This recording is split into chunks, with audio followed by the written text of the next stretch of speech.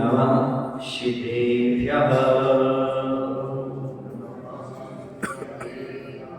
ॐ नमः शिवेभ्यः। जय श्री ओम नमः शिवेभ्यः। कारुण्यमोकारम् अरहन्ताणमतहेव सिद्धाणम् आयुर्योच्छायाणम् लोयम्ये सौवसाभूणम् लोयम्ये सौवसाभूणम्। बोले पंच प्रविष्टि भगवान की, देवादेव श्री महावीर भगवान की, आचार्य गुरुदेव भगवान श्री विद्यासागर जी महाराज की।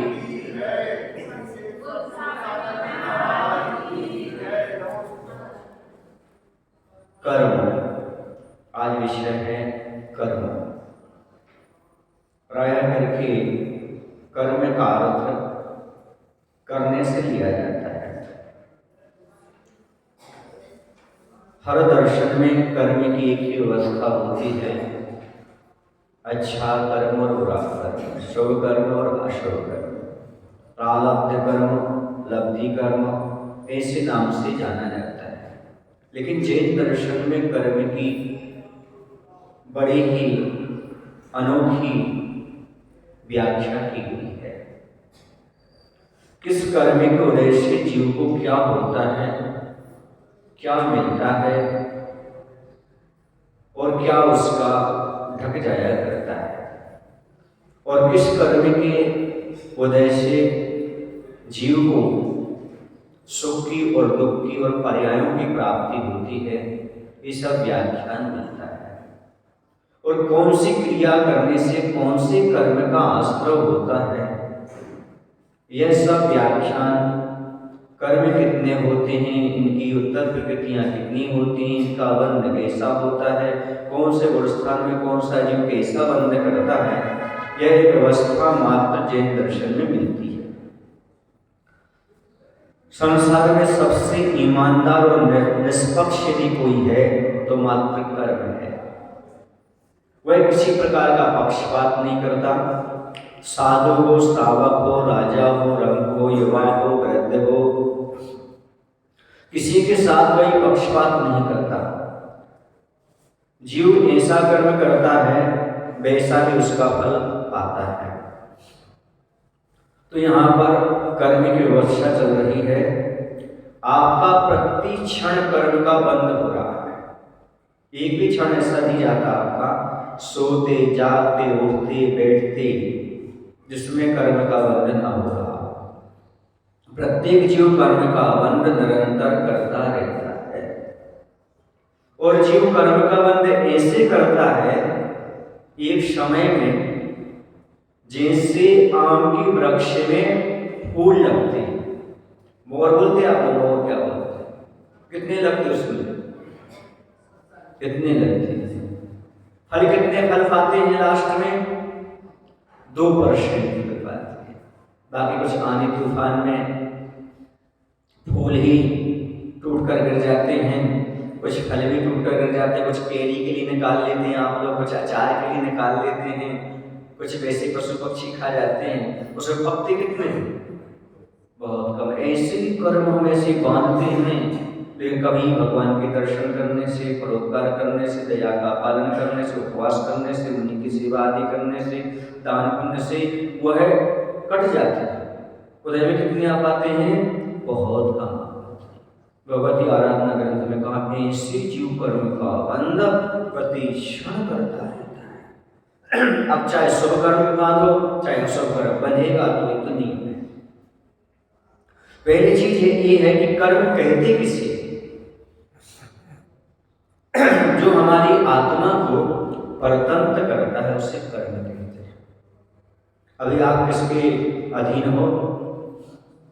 कर्म के अधीन हो आप। कर्माधीन आपकी प्रकृति चल रही है। आपका पूरा का पूरा समय कर्म बंध में निकल रहा है। कर्म बंध से ही आपका पूरा जीवन चल रहा है। इसलिए जो कुछ भी आप वर्तमान की क्रियाएं कर रहे हैं, इस कर्म से प्रेरित कर रहे हैं। जो भी आप भाव कर रहे हो कर्म का उदय आता है और जीव भाव कर जाता है। कसाई के उदय में ही जीव भाव करता है और पुनः कर्म का बंध कर देता है। ये परंपरा निरंतर चलती चली जा रही है, एक भी क्षण नहीं रुकी ये कर्म बंध की, इसलिए जीव परतंत्र है। समझ रहे आप लोग कि नहीं? आचार्य जी कहा करते हैं कर्म का उदय पराये घर के समान है, जिसमें हमारी कुछ नहीं चलती। पराये घर में तो जो खाने मिल जाए सो खा लो, जहां वो बिस्तर लगा है सो जाओ, जैसी जो व्यवस्था है, आपका कुछ भी नहीं चलता। ऐसी कर्म की उदय तो पराये घर के समान है, इसमें किसी का कुछ भी नहीं चलता। सामने से जो प्राप्त होना है वही होगा। आप पुरुषार्थ कर लो, कुछ भी कर लो, कुछ नहीं होने वाला। सब पराये घर जैसी व्यवस्था चलती रहती है।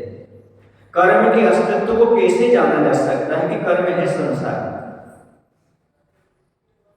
तो कर्म के अस्तित्व को जानने के लिए अनादिकाल से जीव और कर्म का संबंध चला आ रहा है। मैं हूं इस अनुभव से जीव जाना जाता है। संसार में कोई गरीब है, कोई अमीर है, कोई बुद्धिमान है, कोई बुद्धिहीन है, कोई रोगी है, कोई स्वस्थ है, कोई विकलांग है, कोई सर्वांग सुंदर है। कई प्रकार की जो विचित्रताएं हैं, विविधताएं हैं, यह देख करके कर्म पर अपने आप श्रद्धान हो जाता है। कुछ ना कुछ तो है, वरना सामने वाला दुकान चला रहा है, आमने वाला भी दुकान चला रहा है, एक की दुकान अच्छी चल रही है पर ग्राहक ही नहीं आ रहे। एक व्यक्ति कुछ भी खा ले बच जाता है, एक कुछ भी खाए तो नहीं बचता है, एक कुछ भी ना करे तो सम्मान पाता है, एक सब कुछ करके भी सम्मान नहीं पाता है। बहुत प्रयास करने पर भी किसी को सफलता नहीं मिलती, किसी को थोड़ा सा पुरुषार्थ करने पर सफलता मिलती है। ये सारी विचित्रताएं क्यों हैं कि ईश्वर ऐसा करता है? कहीं पर अकाल पड़ रहा है, कहीं पर अतिवृष्टि हो रही है, कहीं पर दुर्भिक्ष हो रहा है। ये सब क्या है? ये सब क्या ईश्वर करता है? नहीं, ईश्वर करेगा तो रागी देशी हो जाएगा।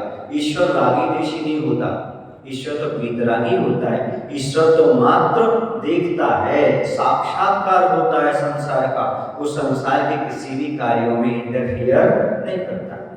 फिर कैसे क्या होता है महाराज? जैसे आपने भोजन किया, भोजन करने के बाद आप चल रहे हो, फिर रहे हो, उठ रहे हो, बैठ रहे हो, कुछ भी कर रहे हो, तो भी भोजन अंदर पचता रहता कि नहीं पचता रहता है? उस भोजन को कहाँ कैसे जाना, वो सारी व्यवस्था व्यवस्थित है। कौन सा खल भाग में जाएगा, कौन सा रस भाग में जाएगा, कौन सा पचेगा, कौन सा वेस्टेज निकलेगा, सारी प्रक्रियाएं व्यवस्थित हैं। आप ऐसा तो नहीं बोलते रहते मेरा भोजन पच जाए, मेरा भोजन पच जाए, नहीं, कुछ भी करो तो अपनी क्रिया उसमें चलती रहती। ऐसी कर्म का बंध कोई लेखा जोखा रखने वाला नहीं है, स्वतः व्यवस्थित व्यवस्था है। अपने आप कर्म बनता जाता है, उदय में आता है और झड़ करके चला जाता है। जैसे वृक्ष को आप लगा सकते हो पर वृक्ष में फल नहीं लगा सकते आप, समझ रहे हैं प्रदीप जी? माली मात्र वृक्ष लगा सकता, फल नहीं लगा सकता। कुछ तो वृक्ष ऐसे होते जिसमें फल ही नहीं लगते, कुछ में बहुत जल्दी फल लग जाते, कोई वर्ष में 2 बार ही फल दे देते। मात्र पुरुषार्थ है, फल आना लेना हमारे बस में नहीं है। इसी प्रकार से बंधु हम क्रिया करते हैं, फल हमें कैसा मिलेगा कि कर्म निश्चय करता है। शुभ करोगे तो शुभ और अशुभ करोगे तो अशुभ फल मिलेगा। ऐसा नहीं है कि आप शुभ करो और अशुभ मिल जाए, शुभ करो और शुभ मिल जाए। जैसे प्रकृति में आप ऐसा नहीं कि आम बो और बबूल मिल जाए और बबूल बो और आम मिल जाए, ऐसा तो होता नहीं है। खेत में जैसा बीज बोया जाएगा वैसे ही फल मिलेगा, वैसे ही संसारी प्राणी जैसा कर्म करेगा वैसा उसको फल प्राप्त होगा। अच्छा करेगा तो अच्छा और बुरा करेगा तो बुरा, शुभ करेगा तो साता, अशुभ करेगा तो असाता। ये है कर्म व्यवस्था। तो इस संसार में विविधता दिख रही, विचित्रता दिख रही है, इससे स्पष्ट होता है कहीं ना कहीं कर्म विद्यमान है, कर्म का अस्तित्व सिद्ध होता है। कर्म किस प्रकार आते हैं? तो कर्म जैसे अग्नि से गर्म किया हुआ लोहे का गोला पानी में डालने से सब ओर से पानी को ग्रहण करता है। घर में लोहे का गोला पानी में डाल दो, सब ओर से कहां से कैसा ग्रहण करता आपको दिखाई नहीं देगा, ये सारा पानी उसके अंदर चला जाएगा, वो सोख लेगा। ऐसे संसारी आत्मा मन वचन काय की क्रियाओं से प्रति समय आत्म प्रदेशों में कर्म ग्रहण करता है, अथवा हमारे राग द्वेष परिणाम से कर्म का बंध निरंतर होता रहता है। महाराज जी कर्म पदगल है, तो इसीलिए आत्मा में हमारी बनता है तो हमारा वेट बढ़ना चाहिए ना। जिसकी अधिक कर्म का बंध तो उसका वेट बढ़ जाए, ऐसा नहीं होता। जैसे कि उस गोले में आप गर्म गोला है लोहे का, पानी में रख दो तो पानी को सोख तो लेगा, उसके वजन में कोई अंतर नहीं आएगा उस गोले के। इसी प्रकार से हमारी आत्मा में कोई वेट नहीं, और आत्मा का तो कोई वेट होते ही नहीं, कोई वजन होते ही नहीं है, वो तो रूप रस गंध वर्ण से रहित है। ऐसी अमूर्तिक आत्मा है। फिर ये प्रश्न उठता है कि ये जो कर्म बनता है कैसे बनता है? देखिए, हमारे राग द्वेष परिणाम से बनता है। जैसे आपने अपने शरीर में तेल लगाया और आपने कल गए धूल उड़ रही है, तो धूल क्या होगी आपके शरीर में? चिकनाहट पा करके, राग स्निग्ध रुक्ष से पा करके कुछ वक्त जाएगा।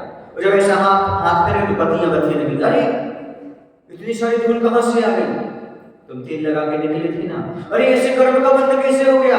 राग द्वेष के साथ निकले थे ना आप संसार में, तो उसने क्या करा दिया? कर्म का बंध करा दिया। स्निग्ध रूक्षत्वात् बंधः। इस प्रकार से यह राग द्वेष के परिणामों से कर्म का बंध होता चला जाता है। ये प्रतिक्षण हो रहा है, क्योंकि राग द्वेष से रहित एक क्षण भी आपका समय व्यतीत नहीं होता। मुनि महाराज हैं जो वीतरागता में जाते जाते हैं, राग द्वेष को छोड़ करके आत्मा में लीन हो जाते हैं, तब तो वह सदुपयोग की दशा में पाप पुण्य के बंध से ऊपर उठ जाते हैं। उनकी संवर सहित निर्जरा होती है। संवर सहित करो तप प्राणी, मिले मुकत रानी, सदुल्हन की यही सहेली, जाने सब जानी। लेकिन यहाँ तो निरंतर उसके नीचे तो निरंतर आश्रव सहित निर्जरा चलती रहती है। अब प्रश्न ये उठता है, पुद्गल तो कर्म पुद्गल है और हमारी आत्मा चेतन है, फिर आत्मा को गाफिल करने वाले, मोहित करने वाले, विपरीत श्रद्धान कराने वाले ये कर्म कैसे हो जाते हैं? पुद्गल में ऐसी कौन सी क्षमता है कि आत्मा को इस प्रकार से अपने में ढालने का काम कर देते हैं, जैसा चाहे वैसे चलाते रहते हैं? इतनी शक्ति यहाँ है, जैसे शराब है सामने रखी हुई है। अब शराब किस आदमी को गाफिल करेगी? जो आदमी उसको घटाघट पी जाएगा। बोलो ना, जो व्यक्ति शराब को नहीं पिएगा वह कभी गाफिल नहीं होगा, लेकिन जो आत्मसात कर लेगा वो गाफिल होगा। वैसे करे बाहर पड़े वो गाफिल नहीं होगा, लेकिन राग द्वेष से जो आपने कर्म को आत्मसात कर लिया वो जरूर तुम्हें गाफिल करेगा, जड़ होते हुए भी गाफिल करेगा। ये इनका नियम है, ये इनका सिद्धांत है। इसलिए कहते हैं जब कर्म का उदय आए तो राग द्वेष मत करो, तो कर्म बंध से बच सकते हो। बाकी कर्म के उदय से तो बचा ही नहीं जा सकता, क्योंकि प्रतिक्षण कर्म का बंध भी हो रहा है, प्रतिक्षण कर्म का उदय भी हो रहा है। कर्म के उदय से जीव के भाव होते हैं और भाव से पुनः कर्म का बंध होता चला जाता है। कर्म का उदय आया तो जीवन ने फिर भाव की जिस सामान्य निमित्त मिला उसे क्रोध करने का, कर्म का उदय आया उसे फिर क्रोध कर दिया, संयम नहीं रखा तो फिर कर्म का बंध हो गया।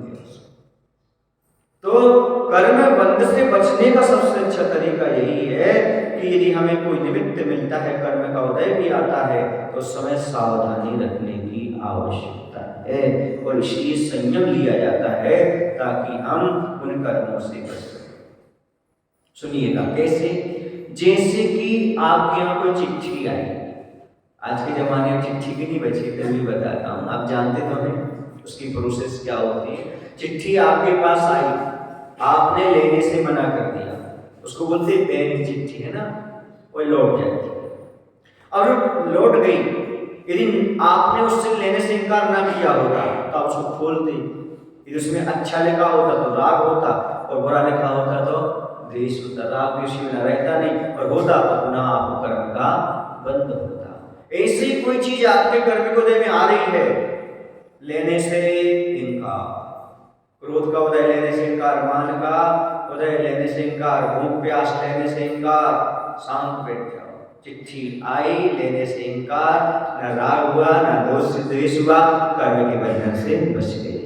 मात्र यही तरीका है, और कुछ नहीं। समझ रहे आप लोग कि नहीं समझ रहे? क्योंकि कर्म तो मधुमक्खी जैसा है, वो तो घूम ही रहा है, कब चिपक जाए। जैसे राग द्वेष किया, थोड़ा हाथ हिलाया और मक्खी ने, मधुमक्खी समझते हो कैसे चिपकती है। कुंडलपुर में 53 नंबर मंदिर में बैठते थे, आज 52 नंबर बैठते हैं, 53 नंबर बैठते थे उस समय।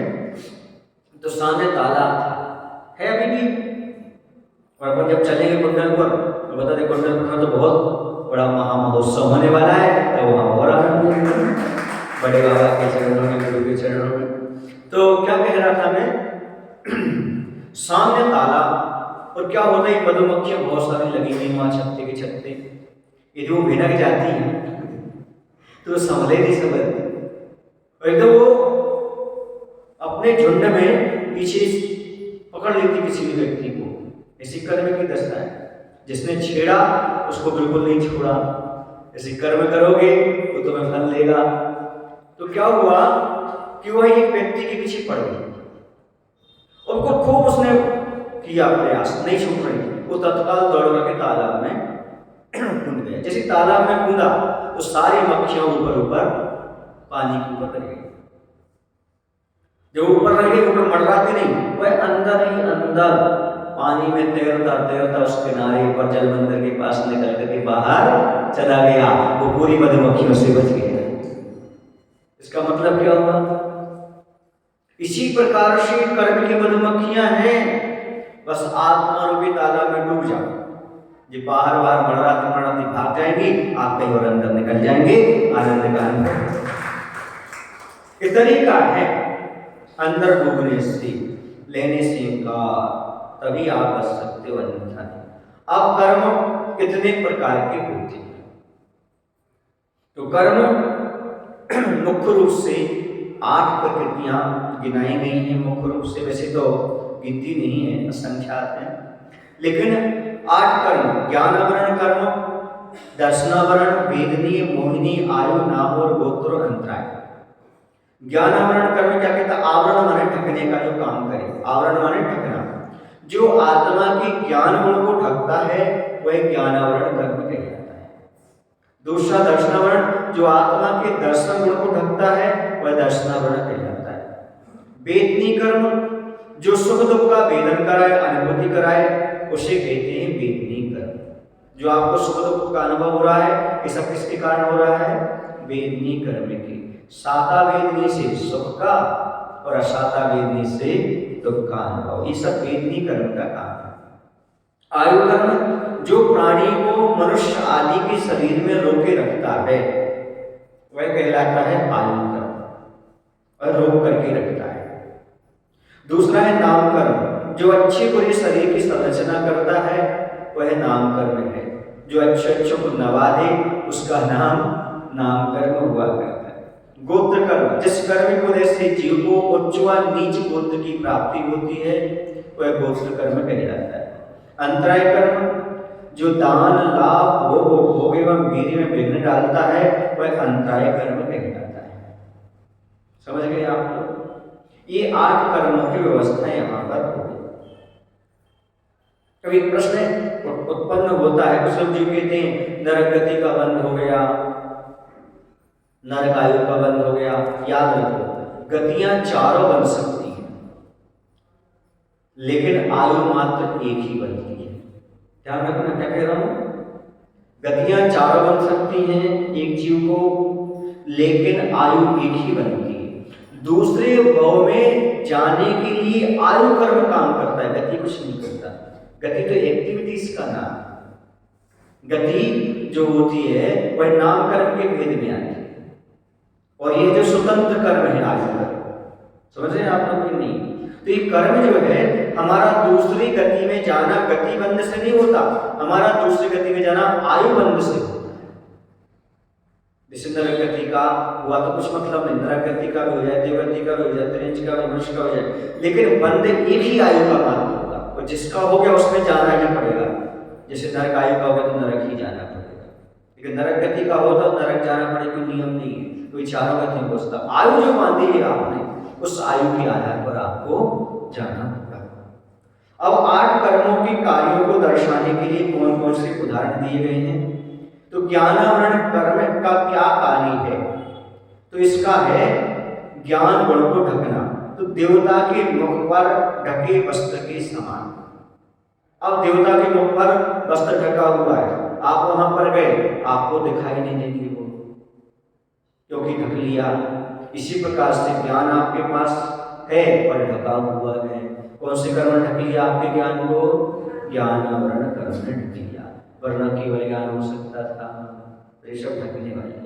दर्शनावरण कर्म द्वारपाल के समान, द्वारपाल अंदर जाने नहीं दे रहा भगवान के दर्शन करने के लिए। आप दर्शन नावरण कर्म का उदय है, इसे तो आप दर्शन नहीं कर पा रहे, द्वारपाल ने अंदर जाने से रोक दिया। वेदनी कर्म शक्कर की चाशनी से लपेटी तलवार के समान। कैसे? तलवार में शक्कर की चाशनी लगी है, आप खाने के लिए गए, जीभ पर तलवार रखी, तो जितना शक्कर का स्वाद नहीं आया उतना तलवार से जीभ पर कट गई, तो सुख दुख दोनों हो गए। क्या हो गया इसमें? सुख भी और दुख भी हो गया। तो चाशनी, शक्कर की चाशनी लपेटी हुई तलवार के समान क्या है? वेदनी कर्म के उदाहरण है। अब मोहिनी कर्म मदरा के समान, जैसे कोई व्यक्ति शराब पी ले तो वह वस्तु स्वरूप को नहीं जान पाता, नशीले पदार्थ खाने से वह माँ को बहन, बहन को पत्नी आदि जानने लगता है, इस प्रकार से वस्तु स्वरूप की भूल करा देता है। ये मोहिनी कर्म का है मदरा के समान काम। सब पिए हुए हैं, कौन सी मदरा? मोह महामद पियो अनादि, भूले आपको भरवदवादी। ढाला में ऐसे कहते हैं, अनादिकाल से पिए हुए मोह की मदरा। अभी भी कितनी उतरी भगवान जाने, नहीं उतरी आप। शराब को उतारने के भी तरीके होते, खटाई खटाई खाना पड़ती है, उसी प्रकार से अपने जीवन में मोह की मुद्रा उतारने के लिए भगवान की पूजन अर्चन देवता पर श्रद्धा रखना पड़ती है, तभी ये मोह का नशा उतरता है। फिर वे कह रहे होंगे महाराज को कैसे बता सब आप लोगों की कुछ न कुछ मुख से सुनने में आ जाता, समझने में आ जाता, तो बोल देते। दुनिया में ऐसी चीजें हैं कुछ जिनका दूसरे के अनुभव से भी अनुभव दिया जाता है, खुद अनुभव नहीं किया जाता है। अब जैसे आप लोग शादी हुआ है, घर गृहस्थी का भी बहुत अनुभव है, पर बोले अपन ने नहीं किया, अनुभव तो है, समझ में आए ना? अच्छा ये बताओ, आपको कैसे पता कि सेल्फास खाने से आदमी मर जाता है? कभी आपने खाई? फिर कैसे पता? मराठी कभी बताओ कैसे पता आपको? क्योंकि दूसरे ने खाई है तो मर गया, अनुभव कर लिया, समझ लिया, जान लिया। इसी प्रकार से सब चीजें अनुभव नहीं, कुछ चीजें दूसरे से भी सुन करके जानकारी दे करके जानकारी ली जाती है। तो मोहिनी कर्म मदरा के समान है, आयु कर्म बेड़ी के समान है। जंजीर हाथ में पड़ती और बेड़ी पैर में पड़ती है, और पड़ जाए तो आदमी यहाँ से वहां खिसक नहीं सकता बेड़ी पड़ने पर। वैसे आयु कर्म हो गया तो एक गति में रुक गए, अब पूरी आयु पर्यंत उसी गति में आपको निकालना। जैसे मनुष्य आपकी आयु भी चल रही है, जब तक आपकी मनुष्य आयु तब तक आप यहीं पर बंधे रहेंगे, मनुष्य बने। इसका नामकरण ये चित्रकार के समान, पेंटर नाना प्रकार के चित्र बनाता रहता है, वैसे आपके शरीर की संरचना करने वाला नामकरण होता है, पेंटर के समान आपके शरीर की रचना करता है। कहाँ पर नाक बनना चाहिए, कहाँ पर आंख बनना चाहिए, ये सब भगवान नहीं बनाते। काला गोरा आदि विकलांग, ये सब नामकरण की व्यवस्था है। ये सब जैसे आपने कर्म बांधे हैं वैसे, शुभ कर्म बांधा है तो अच्छा शरीर मिलेगा, अशुभ बांधा है तो अशुभ। और मन वचन काय की वक्रता रखिए, कुटिलता रखिए, तो आपकी शरीर की संरचना कुटिल होगी, अशुभ नामकरण मिलेगा। और आपने सरल परिणाम रखे तो सरलता मिलेगी, सही सुंदर शरीर मिलेगी। इसके बाद आता है आपका नाम कर्म के बाद गोत्र कर्म। ये कुंभकार के समान। गोत्र कर्म ऊंचा नीचा कुल में जन्म देता है, तो कहीं छोटा घड़ा बना दे, कहीं बड़ा घड़ा बना दे, कभी दिया बना दे, आदि आदि कुंभकार छोटा बड़ा ये सब बनाता रहता है। तो ये गोत्र कर्म के काम है। भगवान कुछ नहीं बनाते, ये सब गोत्र कर्म। और गोत्र कर्म किसका? स्वयं ने जो किया। अंतराय कर्म भंडारी के समान है। भंडारी सामने खड़ा है, वो आपको भंडारे में जाने नहीं दे रहा है, अंतराय। समझ गए ना? दान लाभ भोग भोग वीर, सुन रहे ना? ये सब अंतराय कर्म, यानी जिसमें विघ्न उपस्थित होता है आपके लिए। शायद अंतराय कर्म की परिभाषा नहीं बता पाए थे, बताए थे? नहीं बताए थे अंतराय कर्म। तो जो दान लाभ भोग एवं वीर में विघ्न डालता है वह अंतराय कर्म कहलाता है। किसमें विघ्न डाले? आप दान देना चाहो पर नहीं दे पाते, आप कुछ लाभ होना वो नहीं हो पाते, आपको भोग सामग्री नहीं भोग पाते। जैसे शक्कर है नहीं खा पा रहा, डायबिटीज है,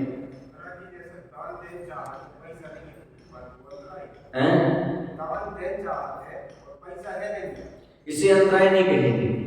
समझ रहे ना?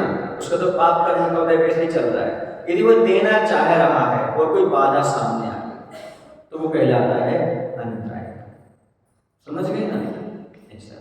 उसके पास तो भोग के लिए ही नहीं है, तो दान क्या करेगा? इस प्रकार से। फिर इसके बाद अपन चल रहे थे अंतराय कर्म, ये पूरे के पूरे हो गया। इन 8 कर्मों में कितने घातिया कर्म और कितने आघातिया कर्म हैं? तो घातिया कर्म भी 4 और आघातिया कर्म भी 4। घातिया कर्म जो जीव के गुणों को घातते हैं वे घातिया कर्म कहलाते हैं। ज्ञानावरण कर्म, दर्शनावरण कर्म, मोहिनी कर्म और अंतराय कर्म, ये 4 कर्म जो होते हैं घातिया कहलाते हैं। ये जीव को के गुणों को घातते हैं। और आघातिया कर्म क्या कहलाता है? जो जीव के गुणों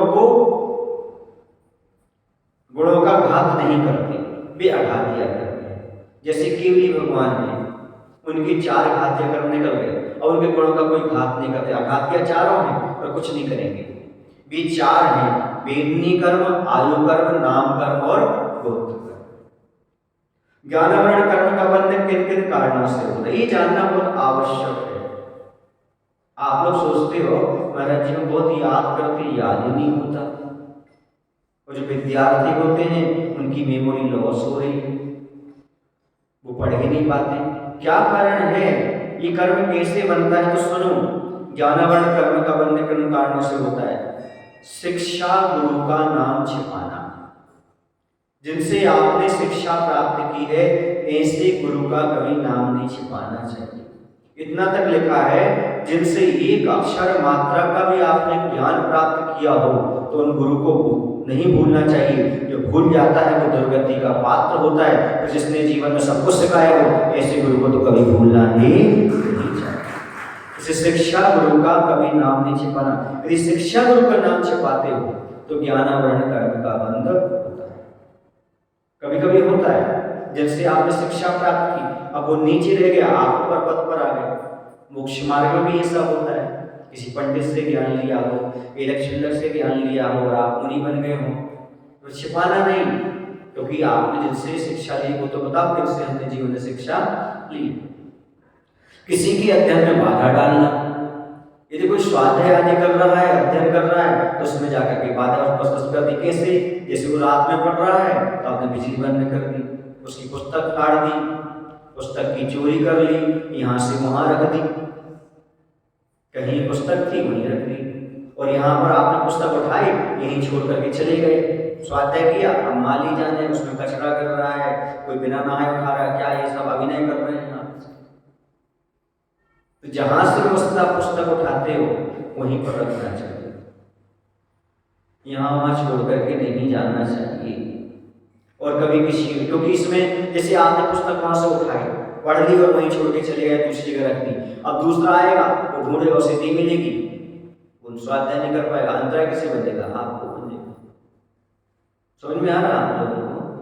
हाँ। किसी के ज्ञान की महिमा को सुनने के बाद मुख से कुछ भी ना कह करके अंतरंग में ईर्ष्या भाव रखना।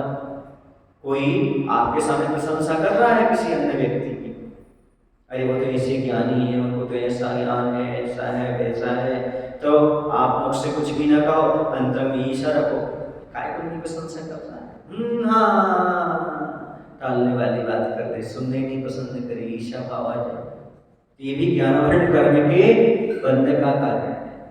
ज्ञान की साधनों का दुरुपयोग करना, हमारे पास ज्ञान है उसका हम दुरुपयोग कर रहे हैं, वो करते हैं लोग, अक्षर करके वकील के काम करते हैं।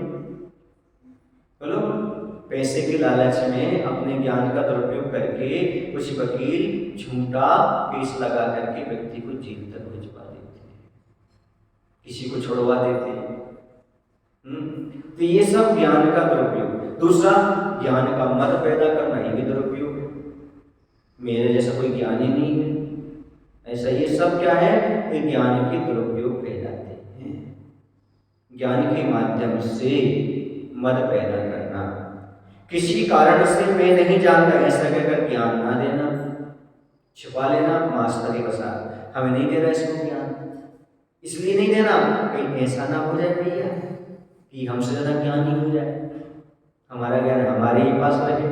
तो ज्ञान होने पर भी किसी कारण से मैं नहीं जानता ऐसा कहकर के सामने वाले को ज्ञान नहीं देना। ज्ञान होने पर भी ईर्ष्या के कारण ज्ञान ना देना, ईर्ष्या भाव है, इस व्यक्ति को हम ज्ञान नहीं देंगे, इसे नहीं बताएंगे। जानते हो महाराज जी, हम उससे तो बोलेंगे ही नहीं, बताएंगे ही नहीं, उसका अहित हो जाए, हो जाए, तो ईर्ष्या भाव आ गया। समझ गए ना, ऐसे कुछ लोग कहते हैं, मिलते। अब दूसरे के द्वारा प्रकाशित ज्ञान को रोकना, कोई प्रवचन करना चाहता है, कोई अच्छी बात बताना चाहता है, आप उसको रोक दो, मना कर दो। ये सब ज्ञान दूसरे के द्वारा प्रकाशित और उसको रोकना, शास्त्र विक्रय करना आदि कारणों से ज्ञानावरण कर्म का बंध होता है। शास्त्र का विक्रय भी नहीं करना चाहिए।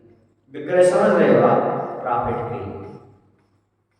जैसे आपने शास्त्र खरीदा, मतलब व्यवस्था की दृष्टि से भेजना अलग चीज है, लेकिन उसमें भी आप कमीशन लो, या 10 रुपए की पुस्तक आपने छपवाई है 10 की और आप 12 में बेच रहे हो, तो विक्रय कहता है। 10 में छपाई 10 में दे रहे हो आप, तो कोई विक्रय नहीं है। व्यवस्था की दृष्टि, कुछ संस्थाएं ऐसी हैं जो संस्था वाले जैसी पुस्तक आती है उसी रूप में दे देते हैं, उसमें कोई व्यापार नहीं करते, तो फिर उनको कर्म का बंध नहीं होता, वरना कर्म का बंध होता है।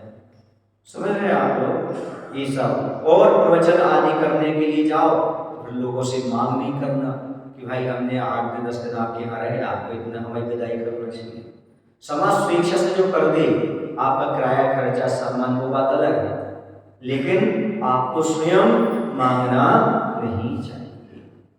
क्योंकि बहुत सारे पंडित आदि गृहस्थ होते हैं, उनकी गृहस्थी होती है, वो 8 दिन घर छोड़ करके आते हैं, तो समाज का फर्ज बनता है कि आप आए हो तो आपके लिए कुछ ना कुछ हम सम्मान स्वरूप करें, लेकिन मांगना नहीं, ऐसा विक्रय नहीं करना, ठहर करके नहीं कि भैया इतने दोगे तभी हम तुम्हारे यहाँ आएंगे, वरना ऐसा हो जाएगा त्याग पर तो वो घंटों प्रवचन देते और विदाई में 21,000 से कम नहीं देते, वो गड़बड़ हो जाएगा, ऐसा नहीं होना चाहिए।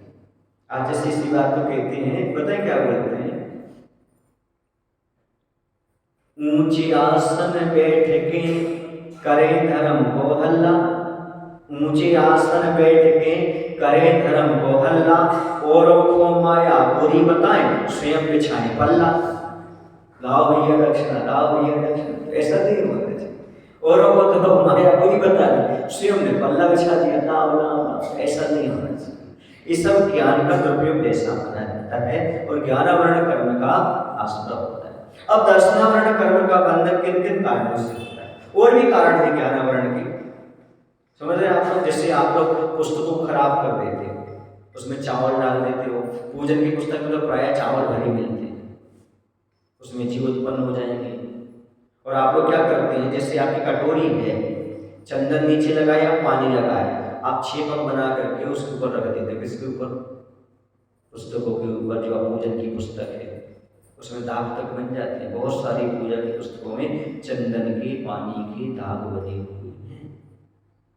बच्चों से स्पर्श कराते रहते, बच्चे कहीं भी घूमते रहते हैं, वो स्पर्श कर लेते हैं, इसका विवेक रखो। नीचे जिनवाणी गिरा देते हैं आप लोग, जिस बेंच पर जिनवाणी रखी हो उसको लांग जाते हैं आप लोग, इसका विवेक अच्छी तरह से, कुछ लोग तो ऐसा पकड़ते जन्माने को, फिर ऐसा ऐसा पीसते देते हैं, हाथ फेर देते हैं, नहीं कवर पृष्ठ फट जाते हैं।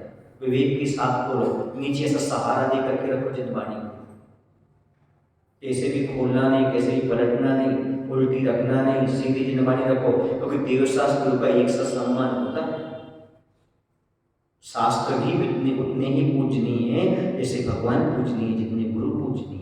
जैसे शास्त्र को भी विनय पूर्वक शुद्ध वस्त्रों से, कभी भी तेल पाउडर जो आपको लगाते सुगंधित जिसमें हिंसा होती है, ऐसे कभी भी लगा करके गुरुजन सभा में नहीं बैठना।